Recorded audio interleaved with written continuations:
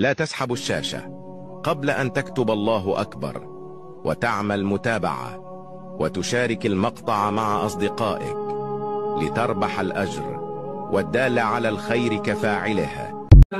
الرجال قوامون على النساء بما فضل الله بعضهم على بعض وبما أنفقوا من أموالهم، فالصالحات قانتات حافظات للغيب بما حفظ الله، واللاتي تخافون نشوزهن فعظوهن واهجروهن في المضاجع واضربوهن، فإن أطعنكم فلا تبغوا عليهن سبيلا، إن الله كان عليا كبيرا.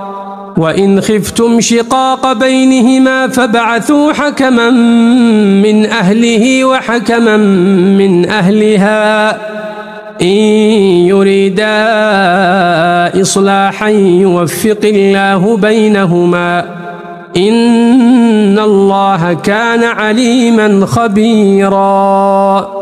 واعبدوا الله ولا تشركوا به شيئا وبالوالدين إحسانا وبذي القربى واليتامى والمساكين والجار ذي القربى والجار الجنب والصاحب بالجنب وابن السبيل وما ملكت أيمانكم، إن الله لا يحب من كان مختالا فخورا. الذين يبخلون ويأمرون الناس بالبخل ويكتمون ما آتاهم الله من فضله، وأعتدنا للكافرين عذابا مهينا. قالوا يا أبانا ما لك لا تأمنا على يوسف وإنا له لناصحون، أرسله معنا غدا يرتع ويلعب وإنا له لحافظون. قال إني ليحزنني أن تذهبوا به وأخاف أن يأكله الذئب وأنتم عنه غافلون.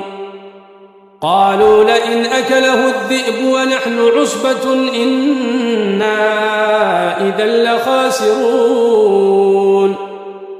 فلما ذهبوا به وأجمعوا أن يجعلوه في غيابة الجب وأوحينا إليه لتنبئنهم بأمرهم هذا وهم لا يشعرون.